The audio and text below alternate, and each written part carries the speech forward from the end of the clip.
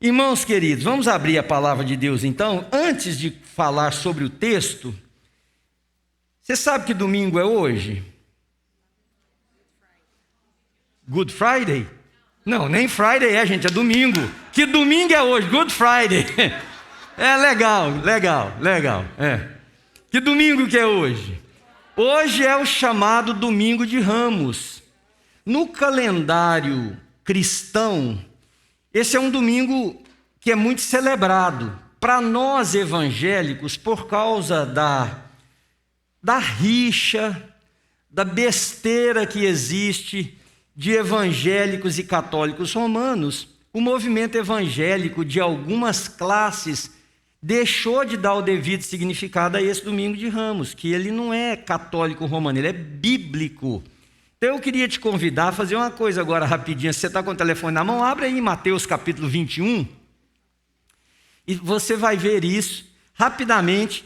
E depois o texto não é esse, nós vamos lá para o Sermão do Monte, mas eu só queria que você entendesse algumas coisas, porque esse Domingo de Ramos, para mim, ele fala de uma coisa muito importante para nós, que é aquilo que eu chamo da incoerência humana.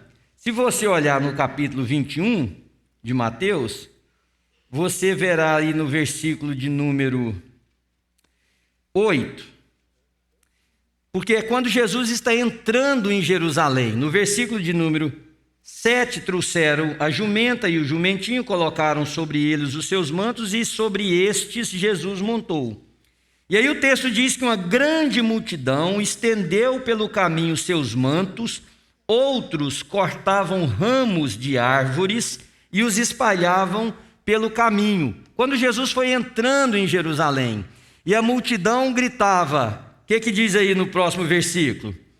Hosana, filho de Davi, bendito é o que vem em nome do Senhor, hosana nas alturas. Esse é o Domingo de Ramos, nada mais do que a entrada triunfal de Jesus em Jerusalém, no domingo anterior ao da Páscoa. Domingo que vem nós vamos estar aqui celebrando a Páscoa.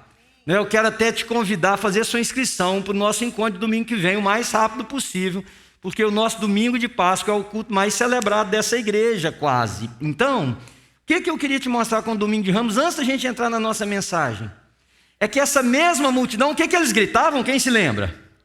Hosana, bendito é o que vem em nome do Senhor. Você sabe o que domingo que vem eles vão gritar?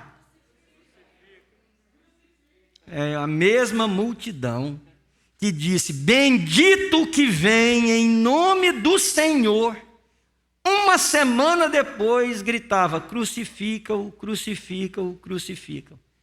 Esse domingo é um domingo muito importante para a gente fazer algumas reflexões sobre a nossa postura diante de Deus, sobre a coerência que nós vivemos a nossa fé, sobre o sentido que nós damos àquilo que é Deus. E também é uma forma da gente perceber como nós somos volúveis, como hoje cantamos e amanhã blasfemamos, como hoje amamos a Deus e amanhã estamos distantes de Deus. Esse é o Domingo de Ramos. A multidão, sabe o que significa estender os galhos e os negócios? É porque quando os imperadores romanos conquistavam alguma coisa, e naquela época Jerusalém, Israel, estava debaixo do governo romano, quando eles voltavam como heróis da guerra, era colocado ramos, era colocado palmas, flores, eram jogados sobre eles enquanto eles entravam triunfalmente. O nosso Senhor Jesus entrou montado em um jumentinho, e como não tinha nada para colocar, as pessoas quebravam ramos, e diz a tradição que a grande maioria eram ramos de oliveira, que é muito comum daquela região, quebravam e colocavam para ele entrar, gritando, está entrando o nosso rei, o nosso Deus. Mas domingo que vem, ou na sexta-feira, no sábado, o grito era outro. Pensa na sua caminhada com Deus e na coerência da sua fé. Amém? Então vamos lá para o nosso quinto encontro aqui no Sermão do Monte. Mateus capítulo 6, versículos de 1 a 8, começando um capítulo novo nessa trajetória nossa de aprender o Sermão do Monte. É a quinta mensagem, eu dei o subtítulo para ela da coisa certa pela motivação errada. Fazer a coisa certa pela motivação errada. O texto sagrado diz assim no versículo 1: tenham o cuidado de não praticar suas obras de justiça diante dos outros, para serem vistos por eles. Se fizerem isso, vocês não terão nenhuma recompensa do Pai Celestial. Portanto, quando você der esmola, não anuncie isso com trombetas, como fazem os hipócritas nas sinagogas e nas ruas. Notem que o primeiro lugar que se cita dos hipócritas é o ambiente religioso. Como fazem nas sinagogas e nas ruas, a fim de serem honrados pelos outros. Eu lhes garanto que eles já receberam sua plena recompensa. Mas quando você der esmola, que a sua mão esquerda não saiba o que está fazendo a direita, de forma que você preste a sua ajuda em segredo, e seu Pai, que vê o que é feito em segredo, o recompensará. E quando vocês orarem, não sejam como os hipócritas. Eles gostam de ficar orando em pé nas sinagogas e nas esquinas, a fim de serem vistos pelos outros. Eu lhes asseguro que eles já receberam sua plena recompensa. Mas quando você orar, vá para o seu quarto, feche a porta e ore a seu Pai que está no secreto. Então seu Pai, que vê no secreto, o recompensará.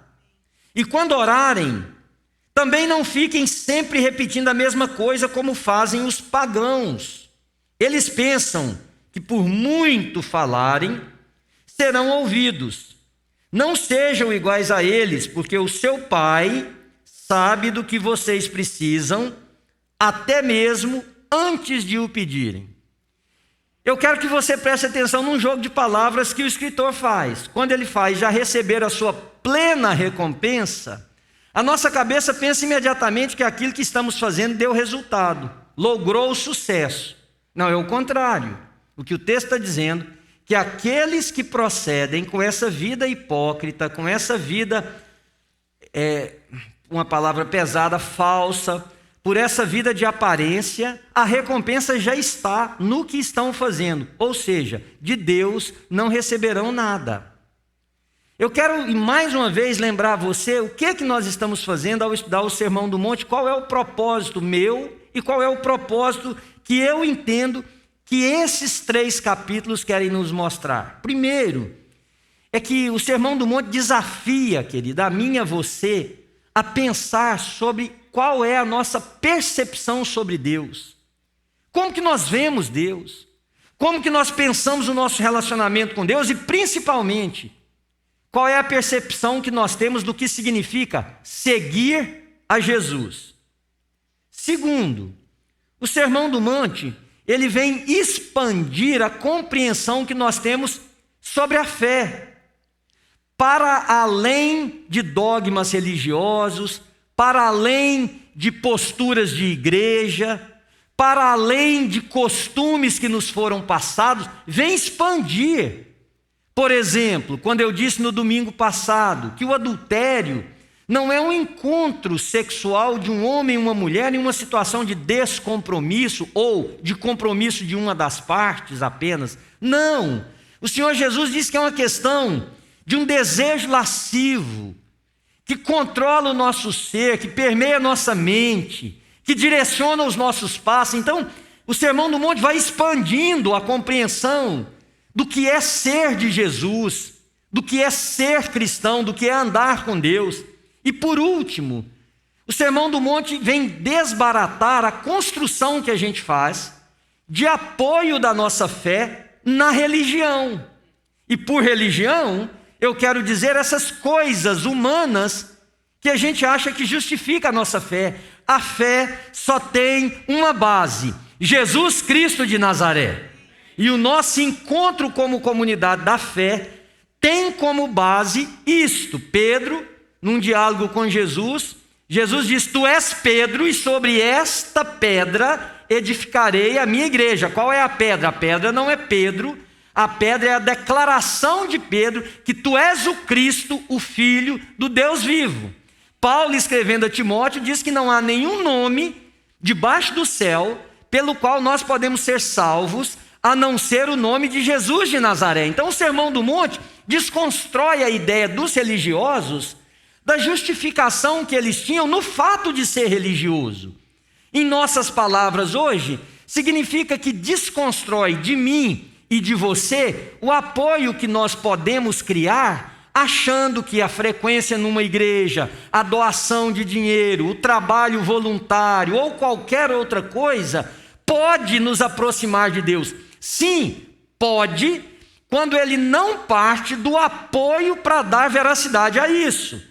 Ele tem que partir da compreensão de quem nós somos em Cristo Jesus, do nosso papel em Cristo Jesus, e a partir de Cristo Jesus, então, nós servimos ao próximo, nós doamos, nós nos reunimos aqui, nós celebramos cantando. Isso o Sermão do Monte desconstrói. Porque se você prestar atenção, uma das condenações mais claras que Jesus fez durante esses 3 capítulos, e que os evangelhos fazem, e que Paulo deu continuidade nas suas cartas, é sobre a vida de aparência. E quando eu digo vida de aparência, imediatamente a gente pensa assim, naquilo que a gente parece ser, mas não é. Também, tipo, você fala sobre um estilo de vida, mas você não vive. Ou como nós comumente brincamos uns com os outros, quando a pessoa quer parecer aquilo que não é. Ele quer parecer, que é rico enquanto não é. Ele quer parecer que é influente enquanto não é. Ou como o texto está dizendo, da vida de aparência com a religião. É mais do que isso. Não é só você parecer que é cristão enquanto não é. É também você querer que a sua religião seja estampada como um billboard, como como é que chama? Outdoor, como um outdoor, como um quadro. É para você mostrar a sua importância, que os outros vejam que você é. Por isso que ele disse o seguinte: quando você for dar a sua esmola, faz de modo que uma mão não perceba o que a outra está fazendo. Porque os religiosos, o que é que eles queriam? Eles iam fazer a oferta, gente, era um show. Era literalmente um espetáculo de chamar a atenção para si. Então, cuidado para você não imaginar. Uma vez uma pessoa me disse, baseada nesse texto que ela tinha lido, muitos anos atrás, assim: pastor, não é errado então eu pôr meu nome no envelope de dízimos ou de ofertas? Não, gente, não é isso. Isso aí é uma questão contábil, isso aí é uma questão de dar transparência ao processo, isso é uma questão de até legalmente a igreja poder se posicionar como entidade diante das organizações que cuidam disso, né? E estar bem claro todo o processo financeiro de uma instituição qualquer, inclusive de uma igreja. Não, é porque notem que a condenação é um desejo de que a fé que a pessoa fala que tem não seja percebida só por Deus. Vocês entendem? Não basta Deus saber que você está dando a sua oferta. É preciso a turma toda ver. Eu me lembro como se fosse hoje, assim, com um desprazer enorme de que isso tenha sido feito no passado. Inclusive já comentei aqui na igreja com irmãos que tiveram essa mesma experiência. Quando eu me converti, eu era menino pequeno, comecei a frequentar uma igreja. E um dia, para minha surpresa, talvez os mais antigos aí vão se identificar a isso, igrejas batistas, presbiterianas, Igreja de Cristo, metodistas, faziam isso muito, não sei as Assembleias de Deus e outras. Mas tinha um lugar que pregava o nome dos dizimistas. Vocês conheceram aquilo? Teve alguém que falou um oiés grande ali, ó. Aí botava lá, não, e não bastasse botar o nome, não. Botava o valor. E a turma fazia fila. Agora presta atenção, para ver, agora presta atenção. Presta atenção. Se eu, por exemplo, fosse um adulto e dava o meu dízimo, eu sei que o meu nome estava na lista. Para que eu estou fazendo fila para ver o que eu já sei que eu dei? Não, eu estou fazendo fila para ver o dos outros. Aí chega, e nego corria o dedo assim, nossa, olha aqui o fulano, né? E não só na quantidade, mas o cara também olhava e falava, nossa, aqui tá roubando, hein? Lá dentro, esse cara é dono do açougue ali, ó, podia ter dado muito mais, deu só isso aqui. Não é possível que a vaca não dá lucro. Entenderam? Então, é isso que Jesus está condenando. É isso que o sermão... Porque, irmãos, todas as vezes que a motivação nossa, nos atos de fé... Por isso que algumas vezes eu já condenei aqui na igreja, todas as vezes que a nossa motivação é chamar a atenção das pessoas, chamado já está. E Deus não se impressiona com isso. É como as pessoas que vão orar. O cara não conversa desse jeito. Amantíssimo Deus. Ele acha palavra que ele nunca mais usa no vocabulário dele. Nunca. No diálogo do dia a dia, se ele conversar com alguém, o cara vai falar, você pirou. De onde você arrumou essas palavras aí? O cara imposta a voz, muda o timbre da voz.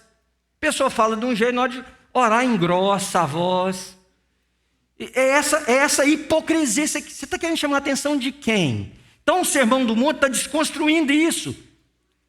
Que essa ideia, presta atenção, que nos dois que falou, tanto da esmola, que é a oferta àquele que precisa, mas você pode transformar isso na sua doação à igreja, no auxílio, diz que eles iam para a esquina, aonde o povo passava, que iam orar, ficavam de pé, subiam no lugar mais alto, chama a atenção para si. Com isso, queridos, Jesus está condenando, porque isso é fazer a coisa certa pela motivação errada. Porque é certo contribuir financeiramente em todos os aspectos, seja com uma pessoa que está sofrendo e é carente, seja com a sua instituição sem fins lucrativos, seja com a sua igreja, isso é correto. É correto orar e nós devemos, e como carecemos de orar e orar cada vez mais. A motivação é que está errada. Nós não queremos contribuir para que vou usar o caso do necessitado, saia dali com um pouco mais, mas ninguém viu que eu fiz isso. Ninguém ficou sabendo que eu fui tão generoso, tão bondoso, tão gracioso para essa pessoa. Ninguém percebeu? Então não valeu. Ou quando se eu vou orar, não basta que eu ore dentro do meu quarto, dentro do meu carro, num lugar que está somente eu e Deus. É preciso que eu ore no lugar público, para que as pessoas então digam, olha que homem piedoso, olha que mulher de Cristo, olha que rapaz que é dedicado a Deus. E é isso que Jesus está desconstruindo. Quando a motivação é errada, a recompensa já veio. Não espere tal homem, usando um outro texto da Bíblia, que do Senhor ele receberá coisa alguma. Então, qual que é o nosso problema? É que muitos de nós estão querendo mais ser visto pelas pessoas do que por Deus. E deixa eu te dar um exemplo disso lá do final dos tempos. Lembra, falando da vinda de Jesus, quando a Bíblia diz assim, que muitos chegarão diante de Jesus, ou diante do Pai, e vão dizer assim, em teu nome, presta atenção que vocês verão que todas as coisas são públicas. Em teu nome, expelimos demônio, em teu nome, curamos ou isso, aquilo, em teu nome fizemos isso ou aquilo. Qual que é a resposta de Jesus? Eu não vos conheço. Então essa ideia nossa de querer ser mais conhecido pelas pessoas do que por Deus é em primeiro lugar antibíblica e é em segundo lugar fruto de uma geração que não se contenta mais com o anonimato, gente. Não se contenta. Nós vivemos uma geração que o anonimato faz mal. Olha as redes sociais. As pessoas colocam o de mais particular que tem público. A pessoa precisa contar para os outros que ela comeu uma pizza de calabresa, que ela foi ali na academia. Nada errado contra os posts, por favor, entenda um pouquinho para lá disso. É que o anonimato nos faz mal diante de uma sociedade que só aplaude, que só valoriza quem aparece. O problema não são os posts. O problema é a essência que te move a colocar aquilo. É a motivação certa, é a coisa certa pela motivação errada. Porque se o interesse nosso é agradar a Deus, se eu posso orar publicamente, e devo, e é muito bom a nossa oração conjunta, ótimo. Mas se eu não tiver essa oportunidade, mas a minha vida íntima de oração com Deus está estabelecida, está centrada na palavra, e é frutífera, e é profunda, já está. E é muito bom a gente fazer as nossas contribuições coletivamente, e é inevitável que se um irmão levantar e for a um lugar colocar a sua oferta, a gente perceba. Mas se também não levantar e fez em particular, também está tudo certo, porque mais nos interessa que aquele que vê o que eu e você fazemos por motivação, diga: servo bom e fiel. É isso que interessa, querido. O aplauso humano faz muito bem, mas faz um bem temporário. E dura coisa é aquele que pauta a sua vida pelo aplauso humano. Essa pessoa é castigada dioturnamente por um senso de ter que mostrar para que o aplauso continue. Deixa eu te explicar uma coisa: com seu pai que te ama, já está aplaudido. Você já é amado, você já é querido, e Deus se alegra quando Ele vê você, seja sozinho, com o joelho dobrado ao lado de uma cama, sentado no seu carro, com os vidros fechados, falando com Ele. É o aplauso do céu, como o livro do Max Lucado diz. Então Deus não se impressiona com as nossas performances. Deus se impressiona, a própria palavra dele diz, que um coração contrito e quebrantado, o Senhor jamais despreza. Então cuidado, para que você não esteja fazendo a coisa certa pela motivação errada. Mas esse texto também nos ensina uma outra coisa muito importante, que do lado de Deus, o que Deus quer, o que Deus deseja, o que Deus anseia, é intimidade. Não é aparência. Deus quer um relacionamento íntimo. Se você, eu não vou nem usar o texto como está lá, vou falar: se você, que se chama pelo meu nome, se humilhar, orar e me buscar, eu vou ouvir, vou perdoar os seus pecados, diz o Senhor, vou sarar a sua terra, vou mudar a história da sua vida, se você fizer isso. Há muitos anos atrás eu aprendi um ditado com um amigo, e eu guardo esse ditado comigo, e já ensinei ele para alguns outros amigos meus. Um dia a gente conversando e falando sobre a história de vida, ele, um pastor mais experiente do que eu, já estava na estrada há mais tempo, ele disse assim para mim: mano, eu aprendi uma coisa que eu guardei na minha vida. Falei: o que é? A gente falando sobre problemas de igreja. Ele falou assim: para os meus amigos, eu não preciso explicar. Para os meus inimigos, não vale a pena. Entenderam o ditado? Para os meus amigos, eu não preciso explicar. Está na conta do conhecimento. Está na conta da caminhada. Está na conta dos dias passados juntos, do coração que foi mostrado, das percepções que são para além da aparência. Agora, para os inimigos não vale a pena você explicar, porque não adianta você explicar. Para Deus, você não precisa explicar.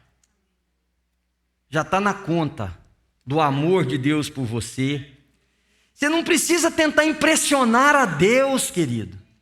Mesmo porque não há nada que nós pudéssemos fazer para impressioná-lo. Me permita usar essa frase: Deus se impressionou conosco quando nós não tínhamos nada para que Ele se impressionasse. E Ele fez isso por amor. Agora, é tão difícil a gente aceitar que o Criador dos céus e da terra tenha se impressionado conosco, sendo o que somos. Não tendo nada de bom em nós, como a palavra de Deus diz. Mas Ele fez isso por causa do seu grande amor. Tão grande que Ele enviou o seu Filho para morrer no lugar deste que Ele se impressionou. E este tem o meu nome e tem o seu nome. Então Deus nos ama. Ele nos ama. Quando você quiser, Deus está lá para te ouvir, sem nenhuma impostação de voz, sem nenhuma palavra muito chique do vocabulário e principalmente, por favor, sem usar esses jargões de igreja que eu acho que Deus fica ouvindo e fala: não conheço essas palavras aí não. Deus está lá para falar com você em um diálogo de amor, de pai e de filho ou filha. Deus está lá para te compreender e para te fazer se compreender. Porque é aí que o Espírito de Deus trabalha em nós, expõe o nosso próprio coração a nós mesmos. Deus está lá para que a intimidade de você com Ele espante essa preocupação que às vezes assola a nossa alma de forma tão forte.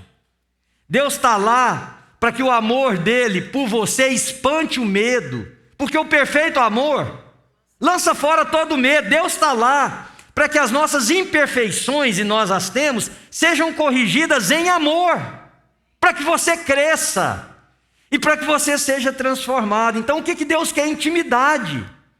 E na intimidade do Senhor com cada um de nós é onde nós vamos sendo transformados de glória em glória à pessoa de Jesus Cristo. É como eu acabei de dizer da amizade. O amigo não é forjado no pedido: seja meu amigo, ou me permita ser seu amigo. O amigo é forjado na caminhada.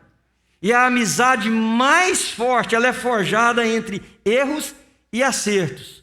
Estava conversando com um pastor amigo meu no telefone a semana passada, e ele me contando de um problema, e eu disse para ele assim: se você me permite te dizer algo que eu aplico na minha vida. Gente, se você for meu amigo,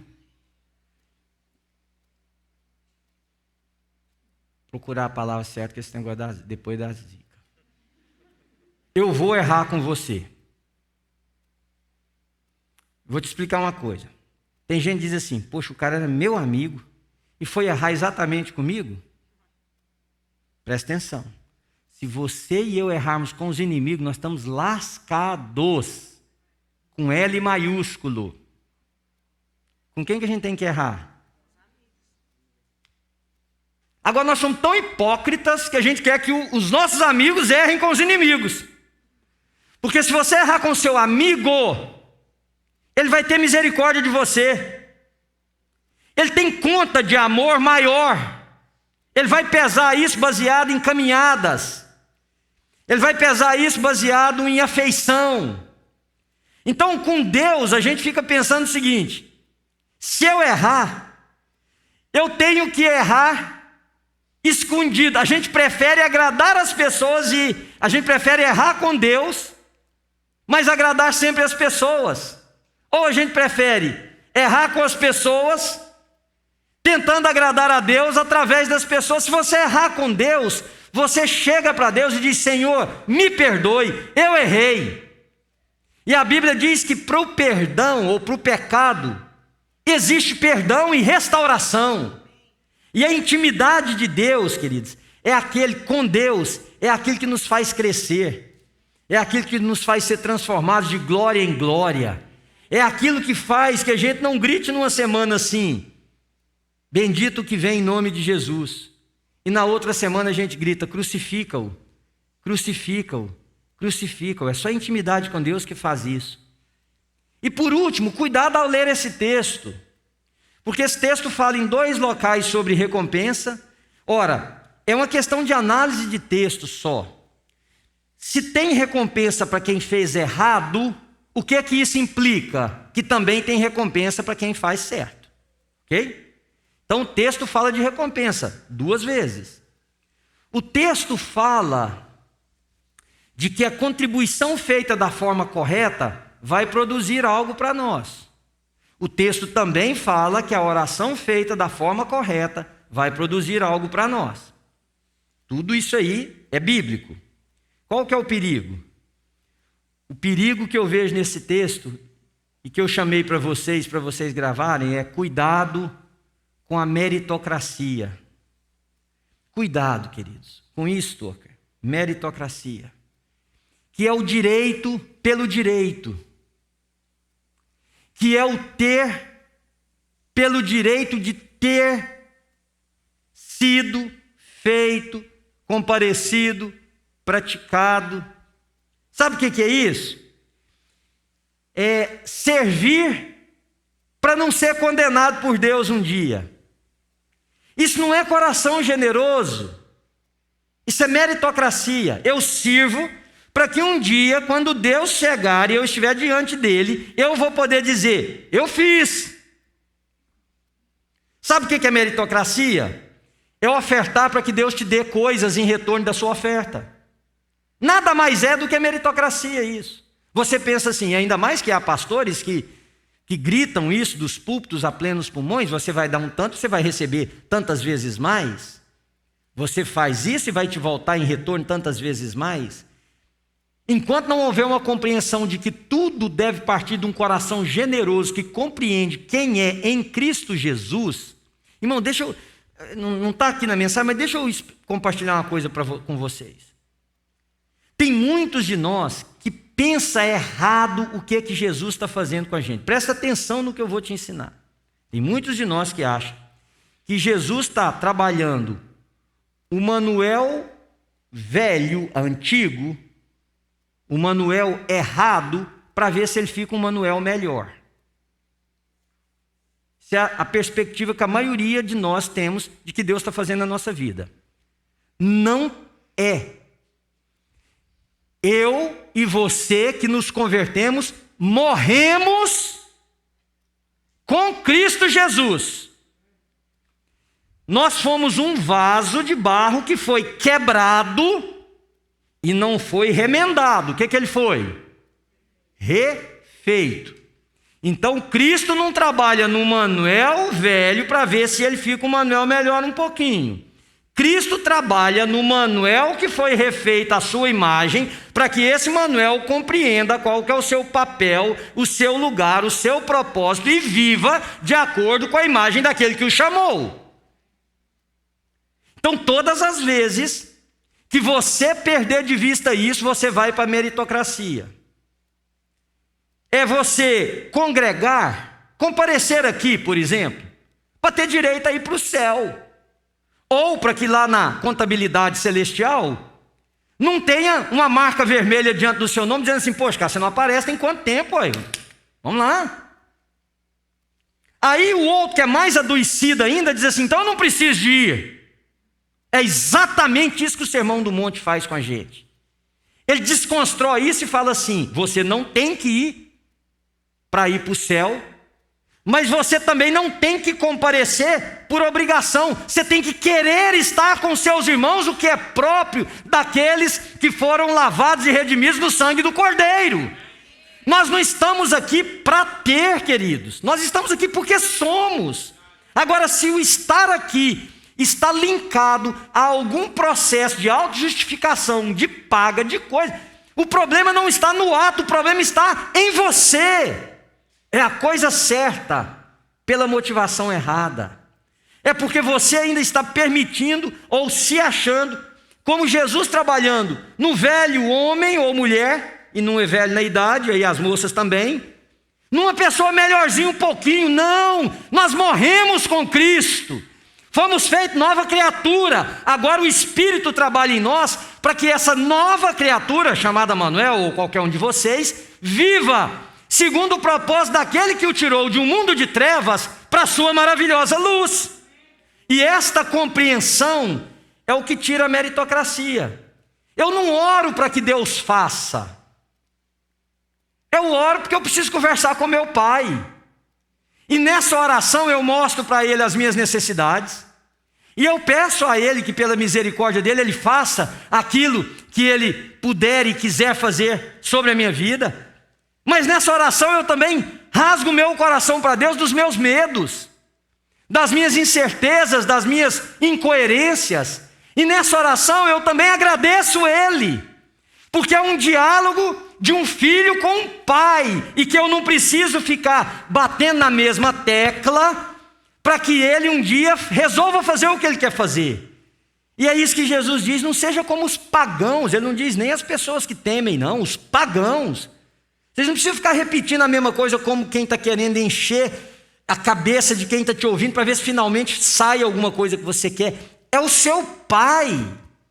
Por que a gente oferta? Por amor e generosidade. Por que nós oramos? Porque precisamos de Deus. É esse que é o ponto, querido, porque precisamos de falar com o nosso Pai. Só a voz de Deus acalma as águas bravias e turbulentas da nossa alma. Só ouvir a voz de Deus. Não tem um corinho que fala só de ouvir tua voz e sentir teu amor? O que fala mais? Os meus medos? Os meus medos se vão? Minha dor, meu sofrer, pois de paz tu inundas.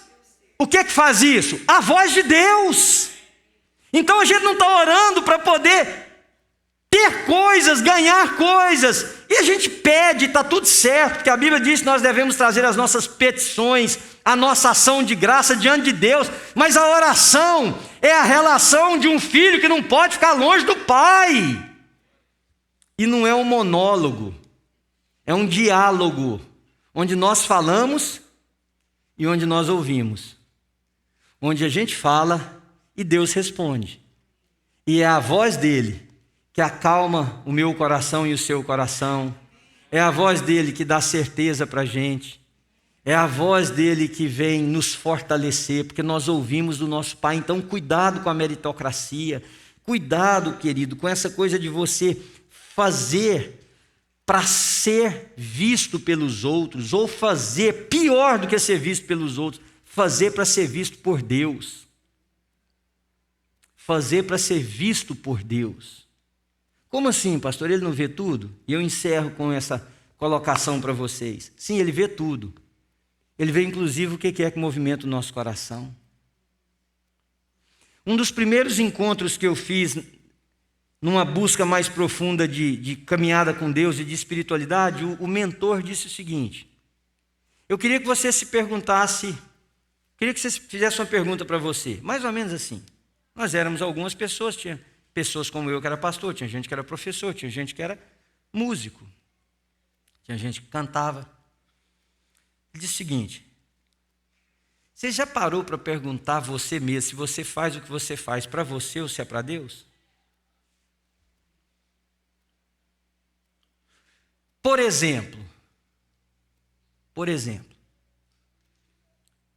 se não houvessem mais salários, será que vocês, pastores, continuariam se preparando e pregando com a mesma empolgação, com o mesmo fervor, com o mesmo desejo de ver Cristo formado nos outros? Se não houvesse aplauso para os músicos, vocês tocariam simplesmente pelo bem de ver as pessoas poderem se reunir ao lado de Jesus? E ele foi fazendo perguntas tão desconcertantes.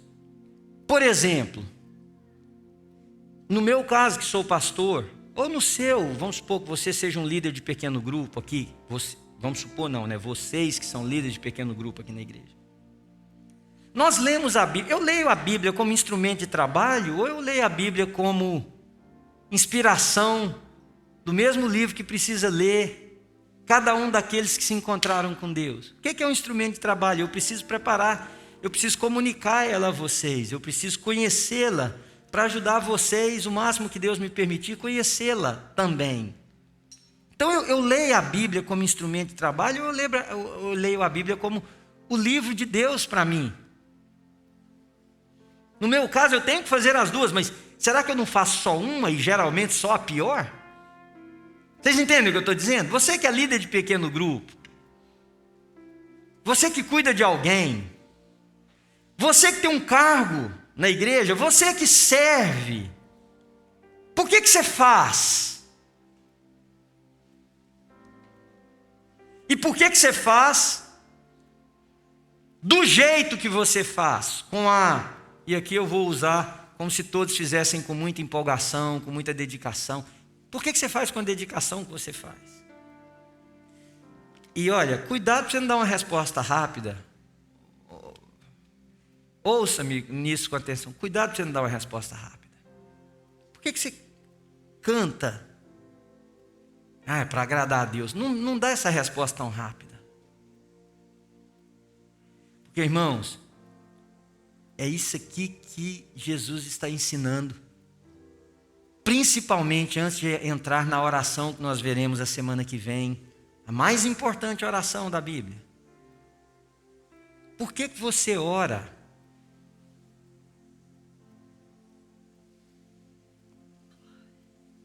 Aliás, vamos orar? É a brincadeira que eu faço com as pessoas que eu tenho mais intimidade, né? Tem gente que não ora pela refeição, tem gente que benze comida. Benze. É quase que é para retirar uma praga que porventura possa estar na comida. Não é a celebração do ato de ter. Não é a gratidão do ato da provisão do Pai, não é a celebração do que Deus te permitiu conquistar, adquirir, ter na mesa. É mais ou menos assim, gente, ora aí para a gente poder comer, porque nós estamos com fome. Nós não deveríamos pedir às pessoas para orarem na hora de comer, se nós estivéssemos realmente dispostos a orar, queridos, que a comida ia esfriar. E quem tivesse com fome ia ficar com muito mais fome.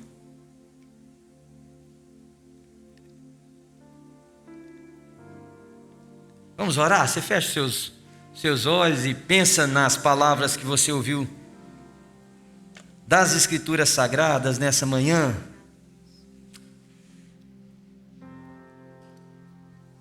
Senhor, nós te agradecemos porque cada dia na tua presença é um aprendizado novo para nós, ó Deus. Pai, eu te agradeço pelo quanto o Senhor vai arrancando essa crosta que vai criando na nossa vida. E o Senhor nos expõe a uma realidade que é totalmente desafiadora e nova para cada um de nós. Obrigado pelo peeling espiritual que o Senhor faz em nós, ó Deus. Obrigado pelo abraço do Pai, que no momento em que nós nos vemos com a vergonha que se descortina diante dos nossos olhos, dos nossos pensamentos, das nossas ações, das nossas escolhas, da nossa formatação da vida, o Senhor vem e nos abraça, Senhor, para que a nossa vergonha, para que o nosso desacerto não venha nos destruir, mas venha nos construir, nos edificar. Nós te louvamos nessa manhã, Senhor, porque aqui nesse ambiente, e eu creio, pode haver muita cura, Senhor, do físico. Sim, o Senhor pode curar enfermidades. O teu Espírito, Ele está entre nós. Ele não precisa de um momento especial, Ele vai tocando as vidas, os corpos, Ele vai sarando de acordo com a tua vontade. Mas, ó Deus, ao ouvir a tua palavra, pode sarar a nossa alma, pode sarar a nossa mente, pode sarar o nosso coração. Obrigado por esse momento, Senhor, porque Ele não apenas sara, Ele cura, Ele edifica, Ele nos aproxima, Ele entristece e Ele empolga, Ele nos chama para perto, ó Deus. E a minha oração é que muita gente se levante nessa manhã e chegue mais perto do Senhor. Chegue mais próximo a Deus. Eu oro por orações com mais significado, com mais coração nela, Deus, e menos coisa pré-montada. Eu oro por orações que sejam mais quem somos do que nós queremos, Senhor. Porque o Senhor sabe as nossas dificuldades, o Senhor sabe as nossas carências. O texto sagrado revelou mais uma vez isso para nós. O teu Pai Celeste sabe do que nós ou do que vocês precisam. E eu queria orar a Deus, tem tanto coração aqui com carências, e eu queria pedir ao Senhor um bálsamo derramado sobre todos nós, ó Deus. Eu queria pedir ao Senhor agora uma visitação do Senhor, que sabe que às vezes estamos orando por roupa, mas nós precisamos é de algo na alma, Senhor. Que às vezes estamos pedindo um emprego melhor, com a paga melhor, mas na verdade o que nós precisamos é de um coração transformado. Às vezes estamos orando por uma coisa, mas na verdade tem um trauma, Senhor. Na verdade tem um buraco, na verdade tem um medo que assola, na verdade tem um senso de inadequação, de solidão, na verdade tem mentiras, na verdade tem incoerências, na verdade tem pecados e na verdade tem vícios, que é isso que nós precisamos, de libertação, de vitória. Mas a gente tenta impressionar pedindo algo que seja um pouco mais crente, Senhor. Deus, vem com teu Espírito sobre nós nessa manhã, Senhor. E eu te agradeço pela tua palavra, que ela é poderosa. Ela é poderosa para restaurar famílias. Ela é poderosa para restaurar amizades. Ela é poderosa para aproximar pessoas. Ela é poderosa para promover perdão. Ela é poderosa, Senhor, para nos fazer perceber que o caminho às vezes não está correto. Louvado seja o teu nome. Você pode dizer isso comigo, querido? Louvado seja o nome do Senhor Jesus. Obrigado, Deus, por essa manhã. E que no próximo domingo, se o Senhor nos permitir, nós estejamos todos aqui para celebrar que assim como aquela cruz ficou vazia, o túmulo ficou vazio, nós levantamos com Jesus também. Fomos feitos novas criaturas pelo poder da ressurreição.